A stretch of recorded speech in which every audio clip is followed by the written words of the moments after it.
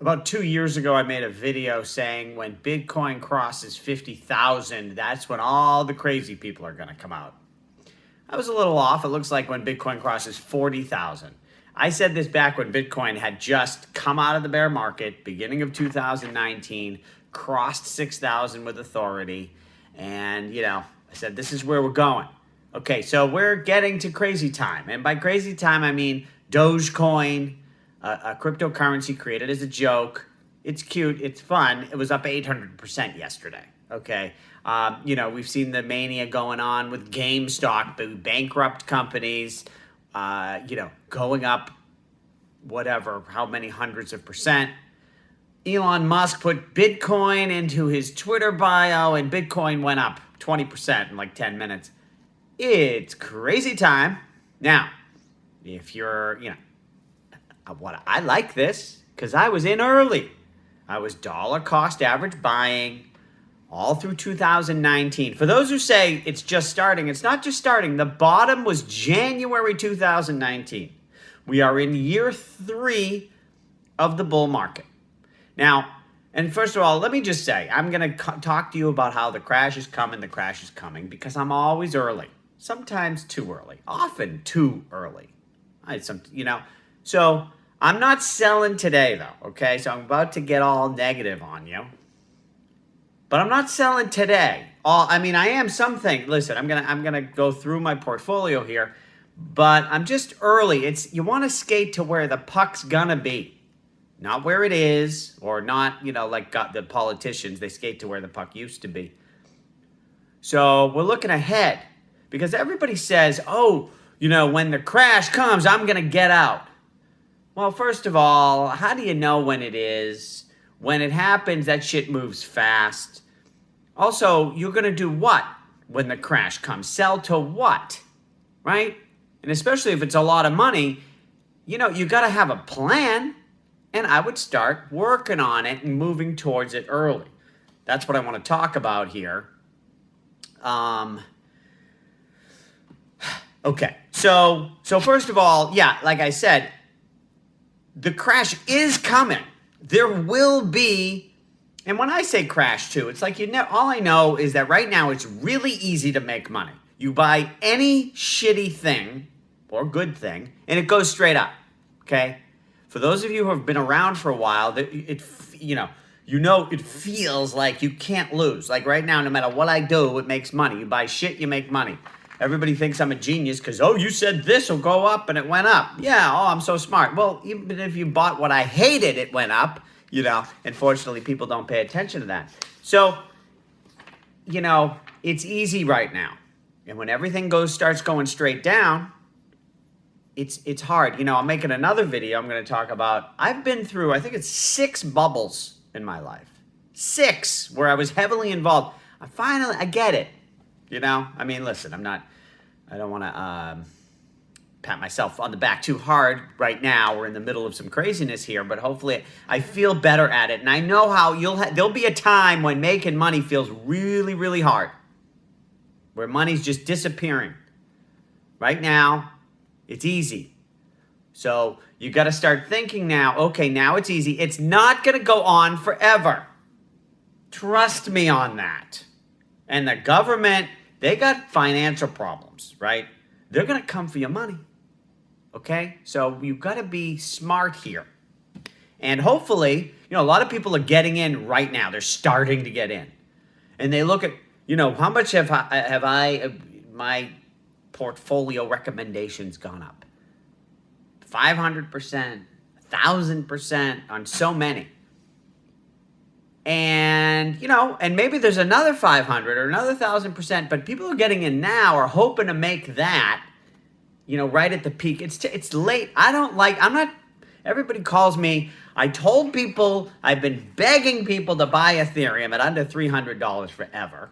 Nobody listens to me. Now everybody calls me up and they want to buy Ethereum and shitcoin, ABC. And they don't listen to me now in the other direction, which I'm saying, be careful. We're close to the point. This is the thing I keep thinking about.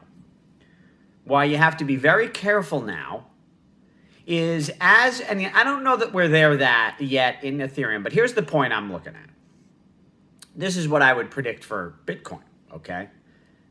It's at 40,000 now. I think, how high is it going to go in this mania? Now, first of all, this shit can all end in 1 second and break the usual pattern and just all go down at any minute, whatever. But if it follows the usual pattern, you're going to see Bitcoin go to, I don't know, 100,000, 200,000. I mean, you don't know. And then also, you know, the news loves to say in the last bubble, Bitcoin hit 20,000. It was 19,500 for about 20 minutes.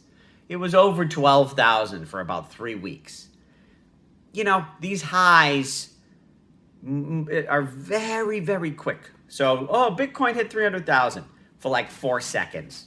You know, maybe it'll be over 200,000 for 3 weeks, right? So and maybe if your dollar cost average selling into this mania, you might pick one of the tops, and that shit goes a long way. But anyways, then what happens is it crashes. It crashes by 80%, right? So let's say Bitcoin does hit 200,000. That means it crashes to what? 40,000. So we're getting to the point, I hope that math was right. Yeah, 40,000, I think. So what that means is we're getting to the point now where when the crash comes, you'll be able to buy the stuff that's good 3 years from now at the price it's at today. Okay? I feel we're close to that with Bitcoin. I feel like I feel like you'll be able to buy Bitcoin at 50,000 in 3 years, right? But it may hit 200,000 before we get there. This is if it's following the pattern. And listen, I might be wrong, but I'm just telling you my playbook, okay? Ethereum, I'm more optimistic about Ethereum. Ethereum beat Bitcoin in 2020 by went up twice as much as Bitcoin went up. And so far in 2021, it's winning. And I think Ethereum goes up more than Bitcoin in 2021. If you listen to the news, you'd think it was all Bitcoin, you know. But anyways, that number for me, the crash low on Ethereum for me is 3,000 to 5,000. So we're not even there yet. You know, so in other words, let's say that Ethereum, the next crash low is 3,000 to 5,000, where I'll be buying. But I'm not going to buy it 3,000 to 5,000 today. I'd rather buy it at 3,000 to 5,000 3 to 4 years from now. After I sell at, you know, whatever. I'm going to start dollar cost average selling at 3,000. I'll sell some at 3. I'll sell some at 5. I'll sell some at 10. I'll sell some at 20, God willing. And I want to get but I've been accumulating Ethereum since 2017. I haven't sold any of it. So, you know, whatever. We'll see what happens. So, where was I? Okay, so now the other thing I'm doing here. Now, here's the other mental model I always have going is because I'm always, you know, I just told you, oh, Bitcoin's going to go to this, it's going to go to that, it's going to crash to this. But at the same time, I'm very aware that I could be completely fucking wrong. Okay? And like I said, tomorrow something could happen and the whole fucking thing falls and we got to sit and wait 3 years for the next bubble. So, everything I hold, I think to myself, is this good for 3 to 5 years? So Ethereum, the activity on Ethereum, forget about the price and the market cap, the number of people using it, the value it creates for society, is it going to keep growing for the next 3 to 5 years, regardless of price? Yes, it is. So if the whole world crashes, whatever. I'll hold Ethereum I'll wait another 3 years. Whatever. You know, I'm prepared for that. I'm okay with that, right? I don't want to hold Bitcoin for 3 to 5 years. You know, whatever. You know, if you do. But never. So DeFi applications. Now, DeFi as a broad category, and I'm also making a video talking about what is DeFi. I finally came up with how to explain it. That's another video I'm going to make. DeFi as a broad category is amazing. Tremendous amount of growth, tremendous amount of apps. There will be winners that are ridiculously huge. But who will they be? Well, that's, listen, I can tell you who's leading today. Like, I love Uniswap. Talk about that in a minute. But is it going to be a leader in 3 to 5 years? I don't know. It might. But I don't know. With all of the DeFi, there's so much change, so much competition, so many new apps launching every minute, everything changing and moving, and everything's moving to the second layer. I mean, like, how do you know what is going to be the leader in 5 years? And the problem is while prices were low, it's fine. Who's the leader? That's where I put my money. And then leadership changes. I go out of that one and move to the next one. And I always know before everyone else figures it out. And so that's fine.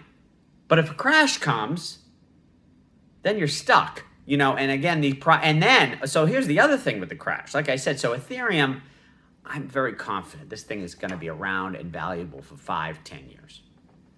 So it will participate in the next bubble, right? Or be a leader in the next bubble. What if you're in a DeFi? Like, so Neo is one, that I hated in 2017. I call it a database used to take money from idiots. So Neo was at its ICO, it went up to $50. I made a video, don't buy Neo. Everyone got mad at me. It went at the peak. It went to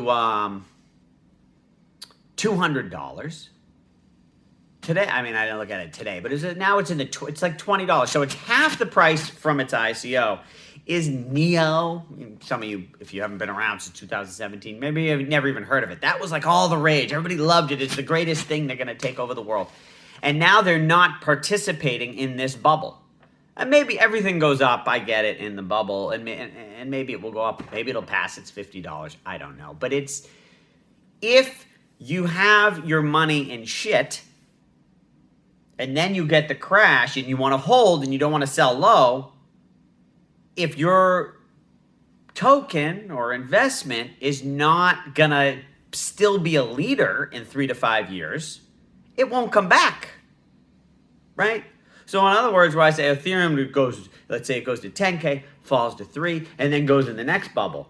But if Ethereum is a loser, then it goes to 10, and then it just goes down to 3, and then it just sort of sits there forever, and you never get out, and you get stuck. So these DeFi tokens, so Ren, for example.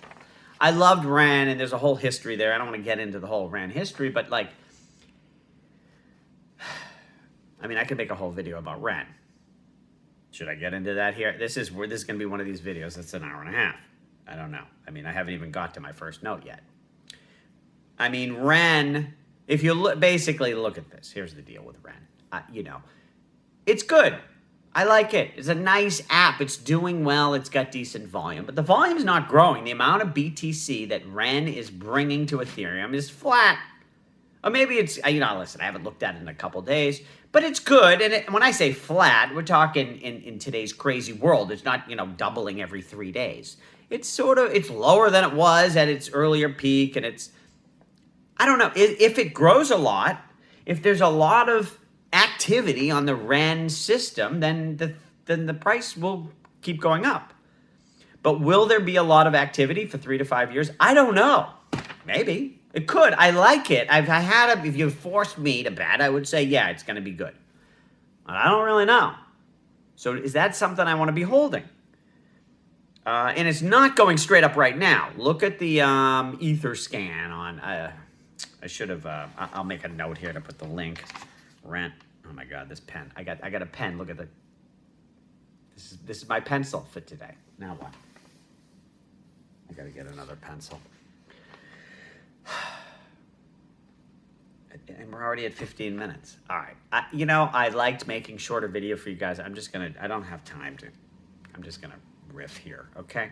So look at the volume that Ren is doing in interoperability, and they love, working with all interoperability on all these other chains, which right now I don't think is worth that much. There's no volume. It's only, Ren is great for BTC on Ethereum, and the amount of BTC coming to Ethereum on Ren is not growing for the last few months. Okay, so that scares me. Bottom line I'm getting to here with the DeFi tokens for me is I'm done with them. I'm done. Most of them have gone up 5x, 10x. Well, I don't know. That's enough. That's a great gain. I'd rather, if you want to still be involved here, just put it into Ethereum. First of all, Ethereum might go up more than the DeFi tokens. We don't know. There's the fat protocol thesis, which is that the base layer protocol, like Ethereum, accrues most of the value. Maybe ETH will beat all the DeFi tokens. I don't know. I don't know that it will beat all of them.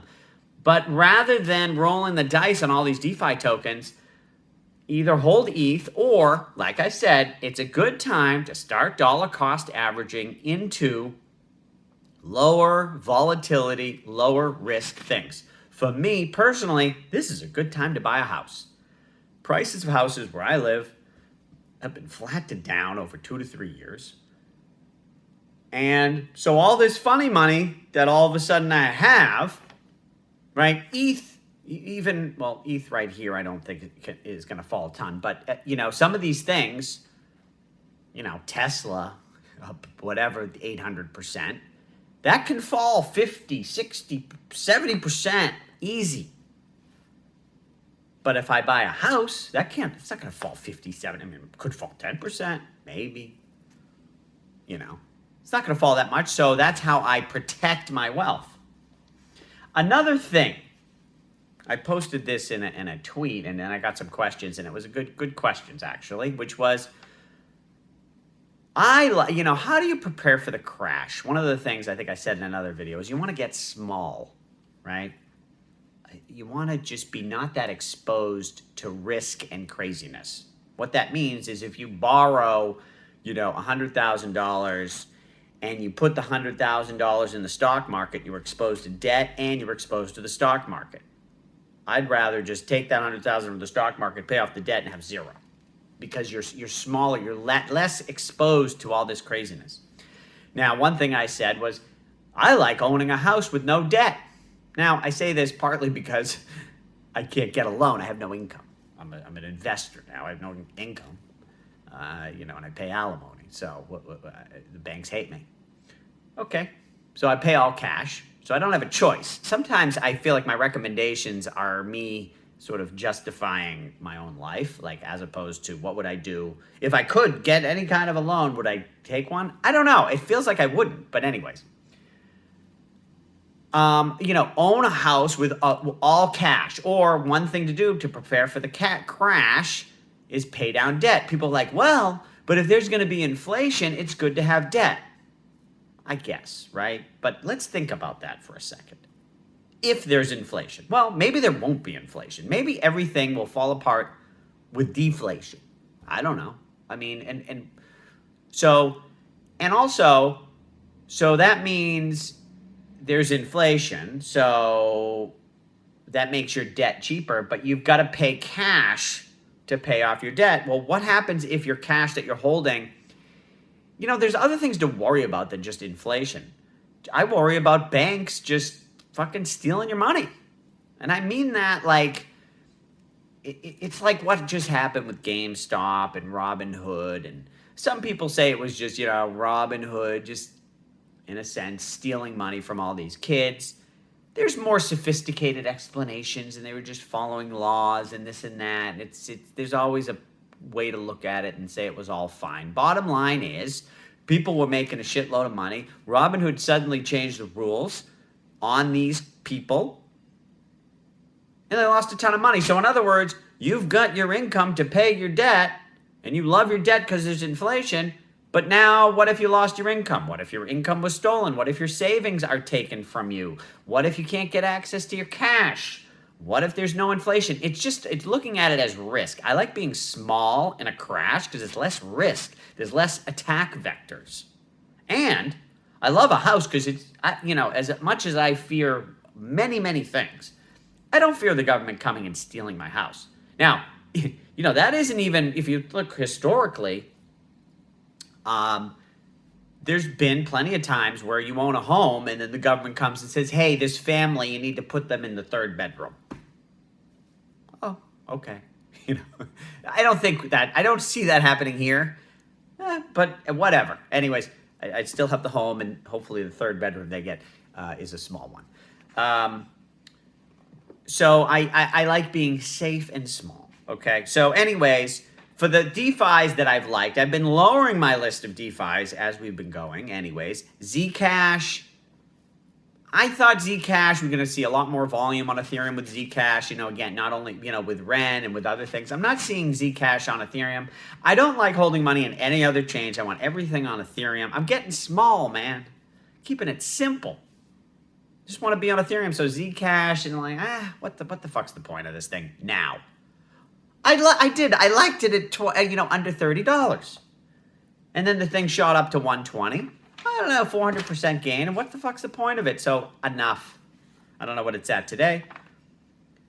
Same thing with Ren. I loved it at 5 cents. Now it's at 50. 10x gain. It's not growing. I don't know. I'd like to. It's a good time to de-risk. MKR. I've been in and out of this thing more than I don't know. Make your own joke with that. I've been in and out of MKR more than a college kid on a. Never mind. Okay, so MKR, another one. I was looking at the numbers. It's like the amount of interest that was accruing to the token was making it like an 8% dividend sort of thing. For those who've been watching me, maybe you understand what I just said, but it looked really good value. It was at $400 or $500. All of a sudden, it goes to $1,500 like nothing.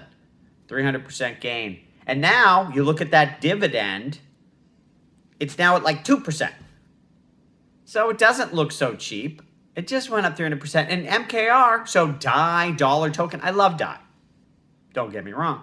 And that's another thing to talk about to prepare for the crash, getting into good dollar tokens. I hope that's not on my list because we'll be here all day.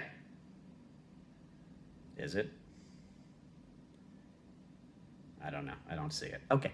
Anyways, MKR's got a lot of competition coming. I just did that other video with the Rye coming. A lot of people made jokes. Oh, look at this guy, Stefan, who I had on the video. He looks like a loser, this and that. You wish you were a loser like him.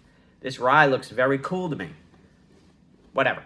So, MKR has a lot of risk. I don't know. What do we need all this crap for? Put it in ETH. I'll put it, if high risk, and I say this to other people too. Everybody now wants to, what's the next big thing, Should I buy Dogecoin and Stellar, And again, I love Stellar and Jed McCaleb, but I wouldn't touch the token. But anyways, where do I put my money in this? Or how about a vaccine stock? And everybody's got, they want to chase. I say, listen, if you want to play the crazy game, put your money in Ethereum. That's all the excitement, and it's as, what did John Tudor Jones say about it? It's the fastest horse. If you want to get in the horse race, you get the fastest horse, which to me is Ethereum. And when I say fastest, things may go up more than it or be faster. But as far as something quality that's not going away, that runs really fast, you can't get better than Ethereum. So if you want to play craziness and you want to participate in the insanity, you got Ethereum.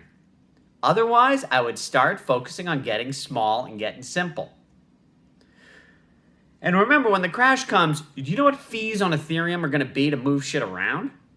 For those of you who are not just leaving it in an exchange. I mean, and even in the exchanges, it's going to get crazy. So you want to get organized. And I like getting small. So now, the one DeFi I'm hodling is UNI. I love UNI. I've made some videos about that. And you can watch those videos if you want details on why I like UNI. Now, I'm not out of recommending. I'm recommending to hold UNI still because the upgrade to their layer 2, their version 3 of UNI, as people have said, this thing might be melting faces. I just think it could be amazing. And if it is, I mean, this thing goes to $100. Now, it might not be. What could possibly happen is it launches and it's going to be really good, but we're going to roll out this feature and that feature, and it takes a long time, and it's layer 2, and we're not ready for this and that, and it's not that easy, and there's all kinds of shenanigans. And then it's not that great, and then whatever. I will, get out of it, or recommend leaving, or whatever I call it. Reducing your portfolio allocation to it. But there's a decent chance that this thing flies. And it's the #1 DeFi app on Ethereum. So if you do want to play in the DeFi game, so pick the #1 one. Everybody wants the next best thing, the next best thing. Pick the current best thing. Fuck the next best thing, right? I mean, I used to be like that, so I get it, but now I can't even understand. Like, why do you want the next best thing? Why don't you be in the thing that's best today? Especially, it's not accepted. I understand, like, Tesla is the best car company, but it's fully valued, right? There's no bargain there. That thing ain't got a 10x again from here. So, okay, I get that. But you don't want to just look for shit because you think maybe it's the next best thing. Because Uni is not well understood and fully valued. Everybody doesn't own Uni and even Ethereum. Most people haven't even heard of it. They've heard of Bitcoin. Like, Ethereum, what? That's not fully valued.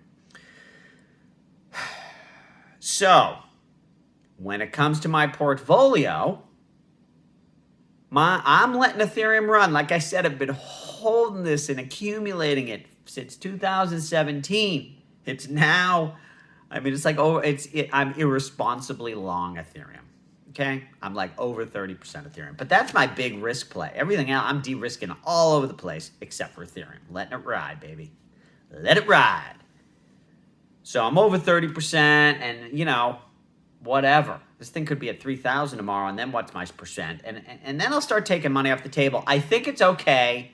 I think you want to look at what percent of your portfolio is crazy risk, and let's say it's, 30 to 40% or up to 50. Great. I'm just putting all my crazy risk is in Ethereum, right? Even my Tesla's down to 3% of portfolio of Tesla, and honestly, even that feels like a lot. And then, so I've got my genomics. I still like Cathie Wood, ARKG, Genomics, Cathie Wood's ARK Investments, Genomics Fund. Love it. It's gone up a lot, but I still love that thing long term. And I might only be 5% of my portfolio now. If that thing was at 10, I wouldn't even mind. I'll let it run. What else do we got? So my other de-risking, one thing I like, and just don't fall in the trap of thinking I'm stupid when I tell you this, because you're going to look at the chart and I say, I love, those Asian countries. I'm not so in love with China, but the Asian countries, and basically Singapore. I think Singapore is just everything I look at with Singapore points green and good. But how do you invest in Singapore? So there's EWS as an ETF. Is that great? I don't know. It's Singapore. It's something. I've got another one I'll talk about in a minute for Singapore. But here's the thing. When you look at the chart on this thing, it's just like flat. It's doing nothing. It's like, oh, I don't want that one. It's not going straight up like everything else. Again, if you want the straight up shit, you go to Ethereum or whatever you want to be crazy with. But what you want to do is start taking slowly over 2021, start transitioning, taking this high money where the money's been raining from the sky and taking some of that and putting it somewhere safe. So now the Singapore ETF, the fact that it hasn't moved for 3 or 4 years, I love. It was down yesterday again or whatever. It's down I don't know. This thing's been between $20 and $22 for as long as I've been looking at it. I mean, I love that for what I'm looking for, which is putting it somewhere safe. So is that thing going to crash? How the fuck is that going to crash? It might go down more. 5, 10% it could, I guess. But it's not going down 50, 60, 70, 80% like a lot of this other shit is going to do. Protect your gains. For those of you, if it's your first bubble, put on your seatbelt, my friend, and get into the child seat. you know. For those of you who've been around, even if it's your third fucking bubble, it takes a while to get that in your head of what it's like. Like I said, the money's raining now, but when it starts going the other way, and it goes the other way fast and hard, and then feels just like it feels like today, you can't do anything wrong and you're a genius and you're making so much money, goes the other way and feel like, oh my God, everywhere I look, I'm losing money. I have no money. Happens. It's happened many times. So,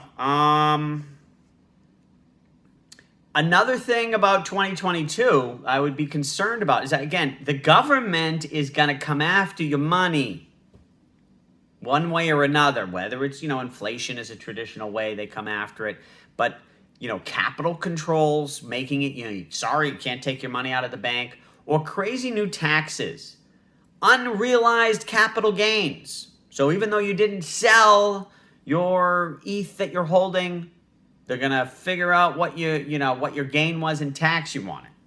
I'm not saying they're going to. These are the types of things. Anything can happen, and I think the shit starts to come down in 2022. I don't think they're going to change all these laws in 2021. And that was sort of, I heard that somewhere where they were like, that's been the plan from the beginning. We got the Democrats all in power everywhere. They love stealing money. So, and again, I'm not a Republican. Republicans are, right, it's a kleptocracy, gerontocracy, kleptocracy. These leaders on both sides, equally a bunch of idiots. They're not the best and brightest. We know that. Okay, so anyways, I just criticize Democrats. I don't want people to think, oh, so you like Trump. You believe red team versus blue team. You said something bad about blue, so that means you like red. No, they're all morons. But I am a little optimistic. Check out the mayor of Miami. This guy's killing it. In California, if you're in California, sign this fucking recall Newsom. He's a real moron, right? Chamath, my boy Chamath wants to run. Oh my God, would it be amazing? And Andrew Yang's running for mayor in New York City. So there's hope that people who are not morons could get in power. But not before, but in 2022, we're still in a country here with a bunch of idiots who want to steal money. So be careful. So my other Asian thing this is this guy, Eric Townsend. If you follow him, see my Twitter. I post once in a while. Follow me on Twitter. It'd be great. But notice who I follow. I only follow experts. I only follow 70 people. They're all fucking great. There's this one guy, Eric Townsend. He's so smart. And he talks about a new type of exchange in Singapore will be blockchain, token-based commodity exchange. They're starting with liquid natural gas based in Singapore. I mean, this thing ticks off every oh my God, I love it thing. AbxxF. It's a, look it up. Do your own research. But, look at the price of this thing. It just got listed. I mean, from where the investors who got in early before it was public, they've made some money. But, it listed around, it was like $3. It's down to $2.30. It's one of these, I don't want that. It's going down. I love that. Just fell 10% the other day. Got a little more. Right? So, and now another thing is, I've shown you my portfolio where I've had, all through 2020, 50% of my money in cash, in dollars, because I was scared to hold all, on the other side of my coin, I've got Tesla and Ethereum and all this stuff. My portfolio last year, was up, I went up, I think it's at least 150%. Total portfolio up 150, maybe 200%, while holding over 40% cash. Okay, that means in a low risk portfolio, I fucking killed it. Now people say, oh, well, you should have had no cash, then you would have gone up more. Well, if I knew the future, yeah. And if I didn't want to sleep at night, yeah. But I don't know the future, I'm sorry, it looks scary this summer. I really thought it was going to go down, but I thought it was going to go straight down. But that didn't get me to sell all my Tesla and Ethereum because I knew I might be wrong. I'm happy I was wrong. Or even if I was wrong, even if it did go down, I was in good shape and I would have beat everybody because I had all that cash. I would have got in early on. I would have got in low on other things. So, but anyways, I'm changing my tune here and looking to reduce cash. Now, this, again, it might be influenced by my own personal situation, which is I'm looking to buy a house. Like I've said, I want Ethereum to go to 3,000 and get a free house. Why not? But then I'm going to look at having just sort of minimal amount of cash, dollars. And by minimal, I mean, okay, so I want to figure out, so I know I've got, mortgage and various expenses and total up how much money, cash, will I need for 2 years? And I want to have that in my, some at JP Morgan, some at Bank of America, some whatever, wherever I keep cash. I wouldn't keep it all in one place because these banks may come and take your money, or they don't usually take all of your money. They'll say, oh, you can take out, $2,000 a month, and that's it. So if you have 3 banks, you get $6,000 a month, right? So I like to spread it around. Anyways, figure out how much cash you'll need. Now, I have no income. I'm not working. And it's funny, I have some people, they make fun of me. Like, you don't have a job. I don't want a fucking job. I love this. Kidding me? So it's funny. I mean, and I guess I do have a job. I got to read every day. I gotta make these stupid videos. I got things to do. I'm very busy. And I'm working out. Pay attention to your health. I tell you what, I got the Aura Ring. I got the Garmin Connect. And I got Whoop. I got 3 devices paying attention to my heart rate. Okay? I mean, boy, it's fabulous. I'm getting in great shape. Anyways, where were we? So you want enough cash. Now, if you have a job and you have income and you're making a lot of money, you might not need as much savings. But also, what are the odds of you losing your job or your income falling? You're selling money on Amazon, selling products on Amazon, making a lot of money. That shit can sort of change and you're not making it. So you'd want to have more savings than you have some job and you're sort of in charge. You're not going to lose it. Your income's steady. Then you might need less savings and figure it out. Have enough cash for a couple years.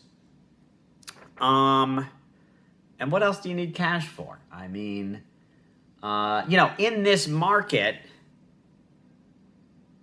I don't know. It's so hard to think from other people have different situations. And my thing is, but I'm looking at 2021 as dollar cost average selling.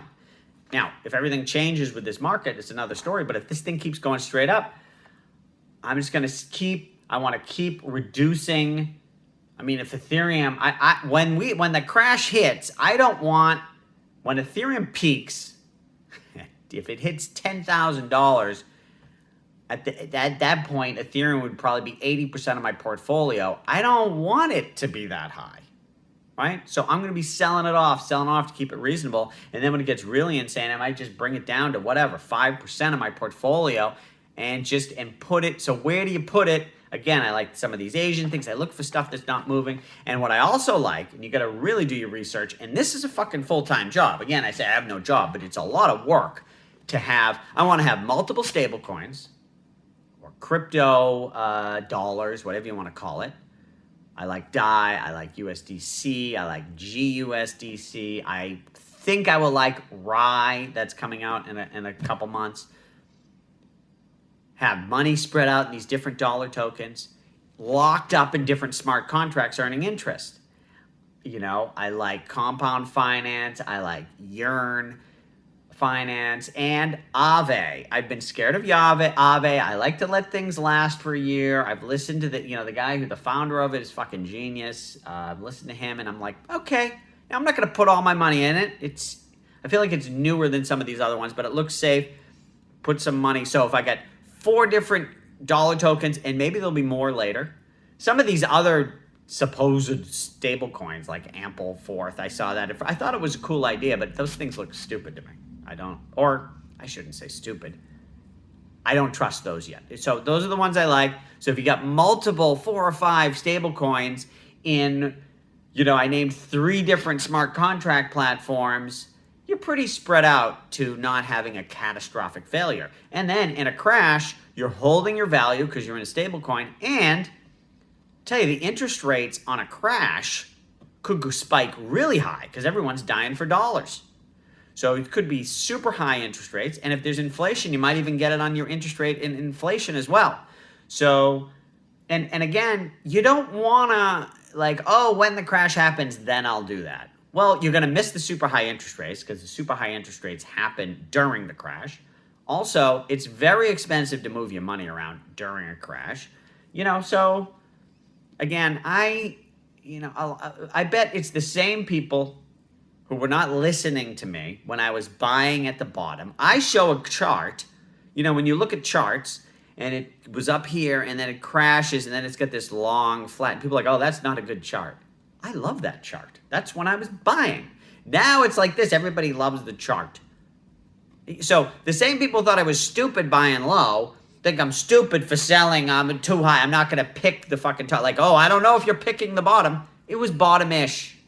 And some of them, the absolute bottom. I got lucky. I mean, when you dollar cost average in, you're bound to get lucky on one of them, right? If I sell every month through 2021, one of them is going to be at the high. I bet. So, yeah. And also, as I make this transition, I'm going to focus my studying rather than looking at which DeFi is the best and which thing is whatever and what's going to go up. I'm going to start focusing on my research on which dollar tokens are the best and where should I save them to get the best interest that's the safest. And it's sort of refocusing research. Again, that's part of the thing. Everybody thinks they're going to get out of the crash, get out right at the top of the crash. There's a lot of work involved, a lot of studying, a lot of planning, a lot of moving. Some of these things, and if you own some of these tiny tokens, if you got REN and you're selling it on Uniswap and you have a lot, it takes a long time to sell it. You can't just go and, some of you have less money than me, but if you have a decent sized position on something, you can't just go and just dump it all in the market. So, what else?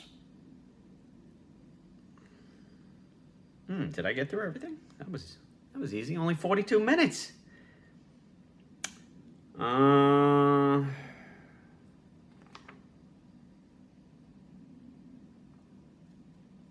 Okay, I guess my one last thing I didn't mention too about me being early. I'm always early. I'm getting better at that. I don't think I'm that, the old me would have been already selling. Like, just freaking done. Because I'm like, it's crazy. But crazy can go on for a while, and crazy can get real crazy. So I think I'm better. I'm not bailing yet. But the other thing is, it is good to be early. Some of you will be like, Dave, he's smart, he's early. But too early is wrong. And remember that video I made? It's still on the front of my channel there. The scariest chart in the world is that chart of Amazon. If you were right about Amazon and you bought it in 1999, you were underwater, losing money on your stock for 10 years before you got back to even. And now you're way up 20 years later, right? But wait, 10, 20, 99 to 20 years later. So, the point is we love to say, as long as you're right in the long run, I'll wait for the long run. And especially a lot of you kids out there, one of the things, the problem with the long run is it's like, I'm going to hold this. I'm going to hold Ethereum forever. I love Ethereum. And then all of a sudden, you get married and you want to buy a house, and it's like, shit. I can't live in Ethereum, and it's like, I don't want to wait the long term with Ethereum. Oh, that's 5. Oh, honey, we're going to live out of my car, for 5 years, and then we'll get a mansion because I'm holding Ethereum. She's going to be like, you're fucking crazy. And then, what are you going to do? So things happen. Long term is long. Long time is a long time. And even this last bear market, people are like, oh, that bear market was brutal. It was so long. It was fucking 1 year. It's 2018. That's it. Bottom 2019. It was 1 year. Felt like an eternity, didn't it? Imagine 5 years. Imagine if, this is 3. The last peak was December 2017. And now we're 20, whatever. So it's 3.5 years. Imagine I wait 5 years. Imagine if we were still in the doldrums from then. It's a long fucking time. So don't be so confident in your ability to hold for the long term. You always want to be thinking long term. Whatever. I don't know. I've made enough points. Let me know your thoughts. Thanks for listening.